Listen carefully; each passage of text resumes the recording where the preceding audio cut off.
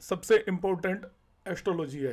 पाराशरी में भी आपको जब तक डिविजनल चार्ट का इस्तेमाल नहीं आता, आप भाव चलित कुंडली यूज कर रहे हैं, तो इसका मतलब आप एस्ट्रोलॉजी से बच रहे हैं। आप भ्रम में हैं कि आप कोई प्रेडिक्शन देंगे वो हो जाएगी, मगर एक्चुअल प्रेडिक्शन जब तक आप डिविजनल चार्ट को यूज नहीं करते तब तक नहीं होगी। अब मैं आपको हाउस एक्टिवेशन जो टॉपिक लेकर आया था उस पर मैं आपको एक्सप्लेन करूंगा कि हाउस एक्टिवेशन एक्चुअली है क्या, आपकी कुंडली के कौन से हाउसेस एक्टिवेटेड है। हाउस एक्टिवेशन में मेरा ये व्यू है, जो लोग कहते हैं कि एक्टिवेशन वो कर सकते हैं या आप कर सकते हो, तो ये उनका अपना व्यू होगा। बाकी मैं अपना यहाँ पर व्यू दे रहा हूँ कि हमारे हाथ में ना ही तो कोई हाउस एक्टिवेट करना है, ना कोई हाउस यूटिलाइज करना है, वो प्रकृति और प्रारब्ध पहले से ही लिख कर आया है। मगर इतना हमारे हाथ में है कि आपकी कुंडली का कोई भी हाउस यदि एक्टिवेटेड है तो उस हाउस से रिलेटेड चीजों पर आपका कंट्रोल है। आप यदि उससे रिलेटेड कर्मास को प्रॉपरली करेंगे तो आपको उसके जो रिजल्ट मिलने वाले हैं, यदि खराब रिजल्ट मिलने वाले हैं तो उनमें कमी हो जाएगी, और अच्छे रिजल्ट हैं तो वह एनहांस या बढ़ जाएंगे। इस तरीके से मानकर चलेंगे।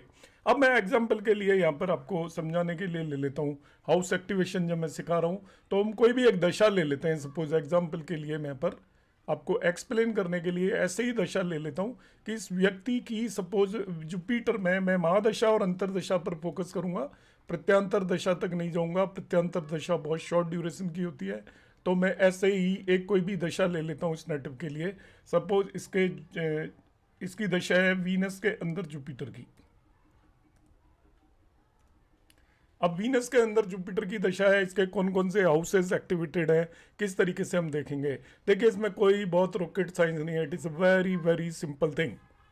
किन किन एक्टिवेशन का मतलब है किन किन हाउस से रिलेटेड इवेंट आपकी लाइफ के अंदर इस समय पर घटित हो रहे होंगे, उन हाउसेस को एक्टिवेटेड हाउस मानते हैं। और उन इवेंट के रिजल्ट का सोर्स क्या होगा, कि कौन सा हाउस उन रिजल्ट का सोर्स बनेगा, मतलब वो जो भी रिजल्ट मिलने हैं वो किस हाउस से मिलेंगे आपको।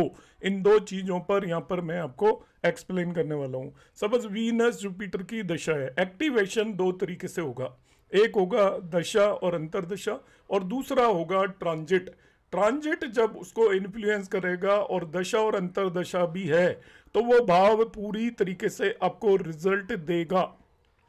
दशा और अंतरदशा चल रही है, जब तक ट्रांजिट उस कंडीशन को सेटिस्फाई नहीं करेगा तो वो तैयार बैठा होगा रिजल्ट देने के लिए। मतलब वो फुल एक्टिवेटेड तो होगा मगर वो परिणाम नहीं दे पाएगा। जैसे आपका एक प्लेयर गेम के अंदर है मगर वो खेल नहीं पा रहा, उसकी बैटिंग नहीं आई है। एक बैट्समैन है, उसकी बैटिंग नहीं आई है तो बैट लेकर बैठा हुआ है वो, मगर उसका जब नंबर आएगा तभी वो रन स्कोर कर पाएगा। एक बॉलर है, मैदान के अंदर फील्डिंग कर रहा है मगर वो विकेट तब तक नहीं ले सकता या अपनी बॉलिंग से कोई भी करामात तब तक नहीं दिखा सकता जब तक कि उसके हाथ के अंदर बॉल नहीं दी जाए, और वो है उसकी ट्रांजिट की कंडीशन।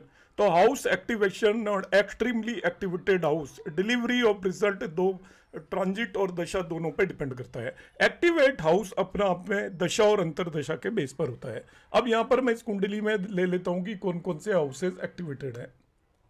तो ये वीनस की महादशा और जुपिटर की अंतरदशा है। जो हाउस एक्टिवेटेड होगा, सबसे पहले इसका जो हाउस एक्टिवेटेड है, वीनस की लॉर्डशिप देख लीजिए। आपका 12th हाउस की लॉर्डशिप है, 12th हाउस एक्टिवेटेड हो गया, 5th हाउस एक्टिवेटेड हो गया इसका। इसी तरीके से जो अंतरदशा लॉर्ड है वो जुपिटर है, जुपिटर का हाउस 7th हाउस है और जुपिटर का हाउस 10th हाउस है। तो इस कुंडली के अंदर ये चार हाउस एक्टिवेटेड है। ये मैं क्यों बता रहा हूं आप कहोगे तो हमें पता ही है इसमें कौन सी नई बात है। मैं नई बात आपको बताऊंगा। नई बात किस तरीके से बताऊंगा, अक्सर आपने देखा होगा लोग बाग अपनी प्रॉब्लम्स और अपनी अच्छाई मन में क्रिएट कर लेते हैं कि मेरा सैटर्न और सन ये अपनी ही राशि में यहाँ पे कंजक्टेड है, तो वो सैटर्न सन के भ्रम में रहते हैं कि कुंडली में सैटर्न सन कंजंक्शन है और यहाँ पर तो ये एक योग बन रहा है या नहीं बन रहा है। या आपके यहाँ पर देखिए मरकरी और वीनस एक्सोल्टेड है, मरकरी नीच भंग राजयोग के अंदर बैठा हुआ है और ये एक बहुत स्ट्रॉन्ग राजयोग यहाँ पर क्रिएट कर रहे हैं। स्ट्रॉन्ग राजयोग इसलिए क्रिएट कर रहे हैं, ये लग्न केंद्र त्रिकोण का स्वामी है और ये भी केंद्र त्रिकोण का स्वामी है, तो इसके 10वें भाव के अंदर बहुत स्ट्रॉन्ग राजयोग बन रहा है और वो इसी ब्रह्म में जीते रहेंगे कि मेरा तो वीनस और मरकरी का राजयोग है तो पता नहीं क्या करामात हो जाएगी। तो वीनस और मरकरी का राजयोग तब तक काम नहीं करता है, इसलिए राजयोग के ब्रह्म में तब तक ना रहें जब तक कि उनकी दशाएं और अंतरदशाएं नहीं आ रही हैं, तब तक वो प्लेनेट आपके किसी काम के नहीं है। वो दूसरों पर थोड़ा बहुत असर डालेंगे, मगर उनके जो रिजल्ट है, एक्चुअल रिजल्ट लंबे समय तक और पुख्ता जिन्हें बोलेंगे स्ट्रॉन्ग रिजल्ट अपनी दशा और अंतर दशाओं में मिलते हैं। तो अभी मैंने बताया यहाँ पर कि हमारे ये 4 भाव एक्टिवेटेड हो गया। अब आपसे कहता है विच हाउसेज आर एक्टिवेटेड, तो आपका आंसर होगा 5वां भाव, 7वां भाव, 10वां भाव और 12वां भाव आपके एक्टिवेटेड है इस समय पर। अब जो एक्टिवेटेड है उनके प्लेनेट जहां पर बैठे हुए हैं वो एक्चुअली सोर्स बनेंगे। रिजल्ट जो मिलेगा प्लेनेट जहां पर बैठा हुआ है, कोई भी प्लेनेट जो रिजल्ट देता है वो एक्चुअली अपने नेचुरल सिग्निफिकेशंस के रिजल्ट देता है, नंबर 1। नंबर 2 वो रिजल्ट देता है अपने ओनरशिप लॉर्डशिप हाउसेस के। अब जैसे शुक्र की दशा है तो इसके भाव ये ही एक्टिवेटेड नहीं हुए, ध्यान रखना। इसके नेचुरल सिग्निफिकेशन का हाउस भी एक्टिवेटेड हो गया यदि वीनस की दशा चल रही है तो। अब वीनस का नेचुरल सिग्निफिकेशन होता है मैरिज, स्पाउस, तो इसका 7वां भाव अगर उसके ही एक्टिवेटेड हो गया है, ध्यान रखना। इस पे लॉर्डशिप नहीं है तभी भी एक्टिवेटेड है क्योंकि इसको इसने मैरिज देनी है। तो यहाँ पे 7वां भाव देखिए कितना प्रबल एक्टिवेटेड हो गया। 7वें भाव को जुपिटर भी एक्टिवेट कर रहा है और वीनस भी एक्टिवेटेड कर रहा है, तो देखिए इस पर डबल एक्टिवेशन हो गया। मैं 2 टिक मार देता हूँ। अब आ जाइए अब जुपिटर पर। तो जुपिटर यहाँ पर इसके अंदर जो लॉर्डशिप के बेस पे तो मैंने मार्क कर दिया, मगर जुपिटर के नेचुरल सिग्निफिकेशन जो कारकत्व हैं उनके रिजल्ट देगा। जुपिटर के बहुत सारे कारकत्व हैं, उनमें एक संतान सबसे बड़ा कारकत्व है जो लिविंग उसके केस में। तो संतान का मतलब देखिए ये पर्टिकुलर भाव भी आपका एक्टिवेटेड हो गया। तो 7वां भाव को दोनों दशा और अंतरदशा लॉर्ड भी एक्टिवेट कर रहे हैं और 5वें भाव को दोनों दशा और अंतरदशा लॉर्ड भी एक्टिवेटेड कर रहे हैं। ये लिविंग सिग्निफिकेशंस इनके मेन है। संतान प्राप्ति यहाँ पर जुपिटर का मेन लिविंग सिग्निफिकेशन है। अब तो वीनस और जुपिटर की दशा होगी तो संतान प्राप्ति की यदि उम्र है तो 100% इन्हें संतान प्राप्ति होने की पूरी संभावना है। वीनस जुपिटर की दशा होगी तो यदि इनकी मैरिजेबल एज है तो 100% इनकी मैरिज होने की पूरी संभावना है। ये 2 भाव पूरी तरीके से प्रबल रूप पर एक्टिवेटेड हो गया। तो अब इनका प्रबल एक्टिवेटेड ही नहीं हुआ बल्कि इनकी जो आपके उसी ड्यूरेशन के अंदर वीनस के अंदर जुपिटर की जब अंतरदशा होगी तो इनकी मैरिज भी होगी और संतान प्राप्ति भी होने की पूरी संभावना है। अब देखिए इनका जो सोर्स होगा एक्टिवेशन रिजल्ट इनको मिलने वाले हैं। रिजल्ट के लिए जो सोर्स बहुत इंपॉर्टेंट होता है उसे आपको समझने की जरूरत है। वो भी भाव जो जिनमें वो ये प्लैनेट जाकर बैठ गए वो सोर्स है और सोर्स को किस तरीके से यूटिलाइज करना है। अब शुक्र की महादशा होगी तो शुक्र ने अपने नेचुरल सिग्निफिकेशंस के रिजल्ट देने हैं, मतलब उसने धन धान्य प्रॉपर्टी एवरीथिंग ये सारी की सारी चीज़ें इन्हें प्रोवाइड करनी है। तो धन दान ये सारी चीज़ प्रोवाइड करेंगे यहाँ पर शुक्र। तो इसके अलावा आपको क्या यहाँ पर देखिए किस तरीके से मिलने वाला है, तो धन्य दान और लग्जरी सोर्स बनेगा ये जो जिस भाव के अंदर ये प्लैनेट बैठा है वीनस। तो वीनस सोर्स भी बन रहा है और यहाँ पर देखिए ये भाव भी एक्टिवेटेड है। जो भाव एक्टिवेटेड है उसी के अंदर वीनस बैठा हुआ है। वीनस सोर्स है तो इसको देखिए जो वीनस का काम क्या है, यहाँ पर वीनस इसको संतान भी दे सकता है। इस केस में वीनस इसको बाहर भी मतलब फॉरेन में भी लैंड में भेज सकता है, फॉरेन में भी भेज सकता है क्योंकि 12th हाउस एक्टिवेटेड है। आइसोलेशन में भी सेंड कर सकता है, जेल में भी भेज सकता है, हॉस्पिटल में भी भेज सकता है। मैरिजेबल इसकी एज देखनी पड़ेगी नेटिव की कितनी एज है, उसके बेसिस पे हम इसकी प्रेडिक्शन देंगे। यहाँ पर प्रेडिक्शन में क्या है कि आपका ये 10th लॉर्ड 10th हाउस के अंदर बैठा हुआ है तो इसका लग्जरी का जो सोर्स होगा वो 10th हाउस होगा। 10th हाउस का मतलब प्रोफेशन हो गया, इसके कर्म हो गए, नेम फेम हो गया, वो इसका सोर्स हो जाएगा। अब यहाँ पर इतने ही भाव एक्टिवेटेड नहीं है, ध्यान से समझिएगा। अब जो ये मरकरी है ये वीनस से क्लोज कंजंक्शन में है। Although there is planetary war, दोनों के बीच में प्लेनेटरी वॉर है, 1 डिग्री से कम है। मरकरी यहाँ पर प्लेनेटरी वॉर में विन कर रहा है, मगर है तो सही मरकरी है तो मरकरी के भाव भी एक्टिवेटेड होंगे। जो प्लेनेट कंजंक्शन में है उसके भी रिजल्ट देता है कि अपनी दशा और अंतरदशा में। तो मरकरी का भाव कौन सा हो गया, ये लग्न, और मरकरी का भाव हो गया चौथा भाव। तो इस नेटिव की लग्न और चौथा भाव भी एक्टिवेटेड है। तो देखिए एक ही महादशा और अंतरदशा में कितने भाव एक्टिवेटेड हो गए आपके, पहला, चौथा, 5वां, 7वां, 10वां और 12वां। अब इन भावों को आप ध्यान से एनालाइज करो, इस पर्सन के बारे में जो हाउस एक्टिवेटेड है वो इसे क्या देने वाले हैं। इन सभी भावों को अब ध्यान से देखो तो इनमें 3 भाव ऐसे हैं, 2 भाव जो कि प्रोफेशन को इंडिकेट करते हैं। कौन कौन से 2 भाव हैं आपके? 7वां भाव और 10वां भाव प्रोफेशन को इंडिकेट करते हैं। 2 भाव ऐसे हैं जो कि फॉरेन ट्रेवल को, फॉरेन सेटलमेंट को इंडिकेट करते हैं। 7वां भाव भी फॉरेन ट्रेवल को इंडिकेट करता है, 12वां भाव भी फॉरेन ट्रेवल को इंडिकेट करता है। इसी तरीके से इसके भाव हैं जो कि संतान प्राप्ति को भी इंडिकेट करते हैं, मैरिज को भी इंडिकेट करते हैं। अब ये मैं एक्टिवेशन की बात कर रहा हूँ, क्या होगा नहीं होगा वो इसकी उम्र पर डिपेंड करेगा, देश काल पात्र का फॉर्मूला लगाना है, मगर ये सभी हाउसेज यहाँ पर एक्टिवेटेड होते हुए नजर आ रहे हैं। साथ ही साथ इतना ही नहीं, अभी ध्यान रखिएगा, जब ये जो वीनस जिसकी महादशा है वो जिस भाव को एस्पेक्ट कर रहा है वो भी एक्टिवेट होगा, तो ये भाव भी डबल एक्टिवेट हो गया, 4th हाउस। एक तो मरकरी इसका लॉर्ड है इसलिए एक्टिवेटेड हुआ, साथ में वीनस इसे देख रहा है इसलिए इसका डबल एक्टिवेशन हो गया। अब अंतरदशा लॉर्ड जब मैं जुपिटर को पकड़ लेता हूं तो जुपिटर 12वें भाव में बैठा है, ये अपने से 5वां भाव, 1 2 3 4 5, ये देखिए तीसरा एक्टिवेशन हो गया, 5वां 7वां भाव, ये 6ठा भाव को भी एक्टिवेट कर रहा है, और 9वें भाव, ये 8वें भाव को भी एक्टिवेट कर रहा है।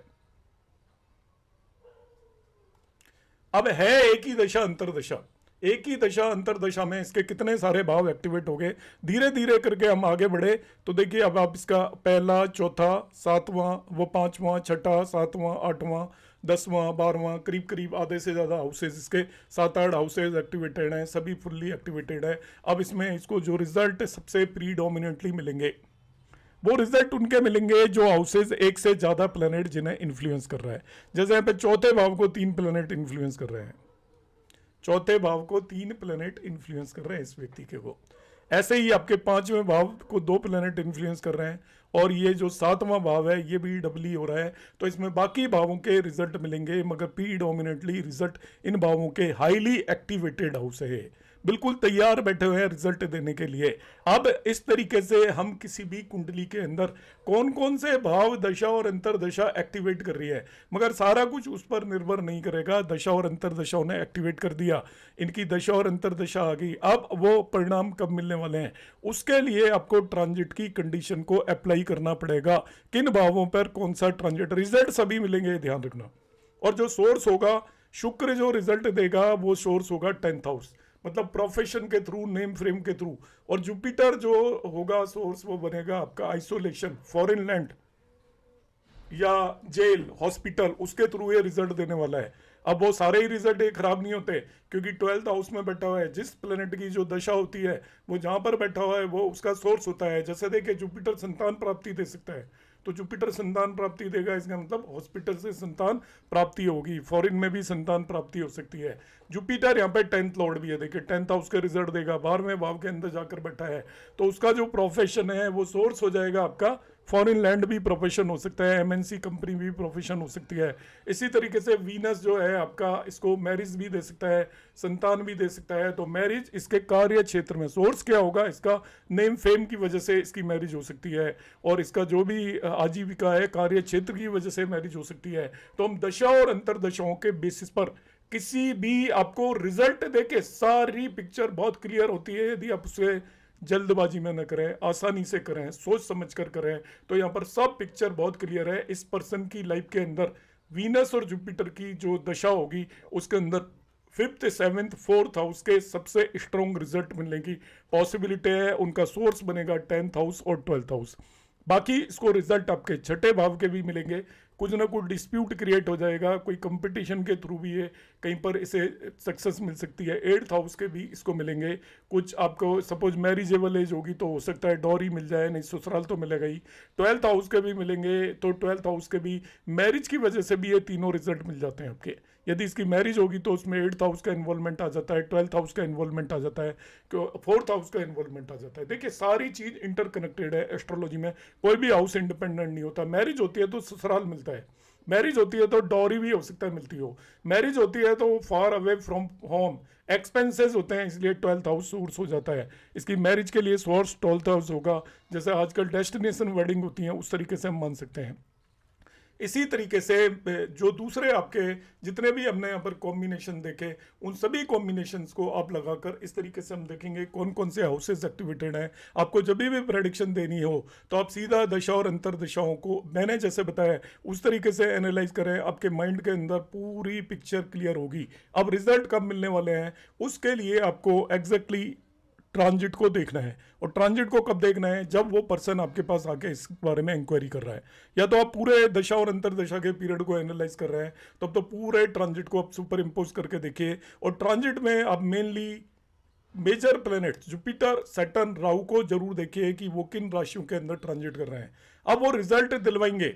यदि उनका ट्रांजिट आपका बेनिफिक ट्रांजिट है तो आपको पॉजिटिव रिजल्ट मिलेंगे उन भावों से रिलेटेड, और मेलिफिक ट्रांजिट है तो उन भावों से रिलेटेड नेगेटिव रिजल्ट मिलेंगे, क्योंकि आपको रिजल्ट उन्हीं भावों के मिलेंगे और हर भाव के पॉजिटिव और नेगेटिव रिजल्ट होते हैं। इसलिए कभी ये मानकर ना चलें कि ये पांचवें भाव के यदि रिजल्ट मिलने हैं तो पांचवा भाव आपका शुभ भाव होता है तो शुभ भाव का मतलब रिजल्ट शुभ ही होंगे।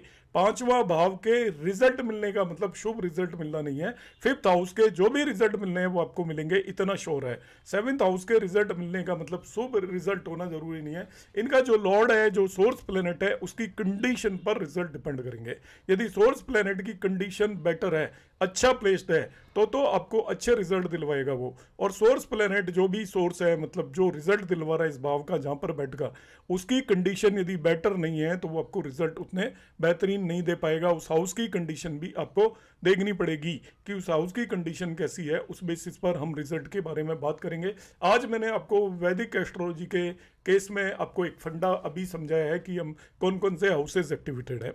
अब देखिए, आपको बहुत सारे लोग बताएंगे, मेरा काम एक्चुअली आपको अवेयर करना है, बाकी आप जो बिलीव करना चाहे मेरा कोई उसमें नहीं है। जो लोग आपको समझाते हैं, जो लोग यूट्यूब पर वीडियोस डालते हैं, जो लोग पढ़ाते हैं यूटिलाइजेशन हाउस वगैरह, मेरा कोई ऑब्जेक्शन नहीं है उनके साथ, मगर मुझे वो चीज़ें थोड़ा उतना समझ में नहीं आती। हो सकता है अभी मैं उस लेवल तक ना पहुंचाऊं, तो मुझे जो समझ में आता है वो मैं आपको ज़रूर बताना चाहूँगा। अब आपको यहाँ पर कहेंगे कि ये तो 12th लॉर्ड की दशा होगी, अब आप 12th हाउस को यूटिलाइज कर लीजिए। यूटिलाइजेशन जो मेरा मानना है और जो मेरी समझ है, जो मैंने अध्ययन किया है, यूटिलाइजेशन आपके हाथ में नहीं है। वो तो आपकी जो दशा आएगी वो दशा आपको अपने आप उस डायरेक्शन में खुद लेकर जाएगी। यूटिलाइजेशन का जैसे लोग बता देते हैं कि आपके 12th हाउस की दशा आ गई और उसमें मार्स वगैरह का इन्फ्लुएंस है, सैटर्न मरकरी का इन्फ्लुएंस है, तो वो जेल योग बना देता है थोड़ा सा। राहु, सैटर्न और आपका मार्स का इन्फ्लुएंस है, केतु, मार्स और सैटर्न का इन्फ्लुएंस है, तो जेल योग बना देता है। तो वो आपको रेमेडी बताएंगे कि आप एक दिन जेल में जाकर रह आइए। आप ईश्वर को या प्लैनेट्स को बेवकूफ़ तो नहीं बना सकते कि आप एक दिन जेल में जाके हो गए, आपका वो हाउस यूटिलाइज हो गया। ये हम अपनी जो ह्यूमन नेचर है, ह्यूमन साइकोलॉजी है कि हम एक दूसरे को बेवकूफ़ बनाते हैं, उस तरीके से खेलने की कोशिश है एस्ट्रोलॉजी के साथ। तो मेरा ऐसा मानना है कि आप लोग खेलने की कोशिश नहीं करेंगे तो ठीक रहेगा।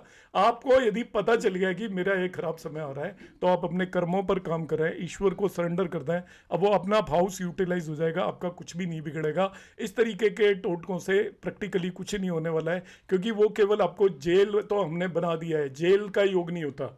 12th हाउस में जाने का मतलब जेल नहीं है, वो हर जगह जेल है जहां पर आप कन्फाइंड हैं। आप उस वाली जेल में जाकर वहां से निकल के आ जाएंगे, आपके घर में कैद हो जाएंगे। यदि आपकी कुंडली के अंदर योग बन रहे हैं तो कोई भी पॉसिबिलिटी होती है, जैसे आपने अभी कोरोना का समय देखा था, सभी लोग कैद हो गए थे, या कोई पर्सन बीमार हो गया एक्सट्रीमली, जेल तो होकर आ जाओगे। कई कहेंगे हॉस्पिटल घूमे आओ, एक चक्कर लगाओ तो आपका यूटिलाइजेशन होगा, इस तरीके से नहीं होता। आप बीमार हो जाओगे एक्सट्रीम लेवल पर और घर में ही बीमार होकर बैठ गए, हॉस्पिटल नहीं जाना पड़ा है, तभी भी आप आइसोलेशन में चले जाएंगे।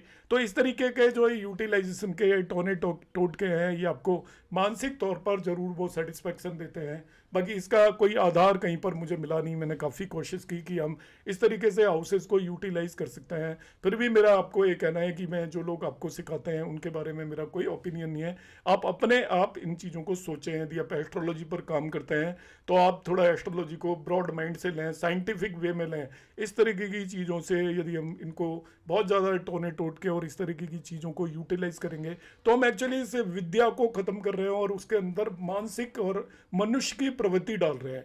मनुष्य हर चीज को चीट करने की कोशिश करता है आज के समय पर, तो वो सोचते हैं कि हम कुंडली को भी इस तरीके से चीट कर लेंगे, और इस तरीके के उपाय बता रहे हो और आप करने की कोशिश कर रहे हो, तो आप अपने शनि को खराब कर रहे हो।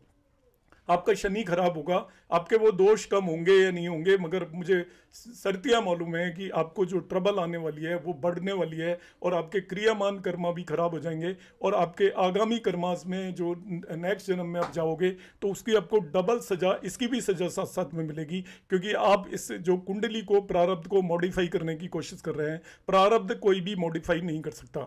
आप करंट जन्म कर्मास को मॉडिफाई कर सकते हो। करंट जन्म कर्मास को मॉडिफाई करने का सिंपल एक तरीका होता है कि आप जिस स्थिति और परिस्थिति में काम कर रहे हैं उस स्थिति और परिस्थिति में अपना 100% दें, ईमानदारी से दें, तो आपकी हर हाउस का यूटिलाइजेशन हो जाएगा। उम्मीद है आपको मेरा वीडियो ठीक लगा होगा। आपको जैसा भी लगे, आपके कमेंट का इंतजार हमेशा रहता है। आप यदि लाइक करते हैं तो वो एक हमें प्रोत्साहित करता है, जिससे कि हम और भी नई चीज़ें लेकर आने की कोशिश करते हैं। नमस्कार, धन्यवाद।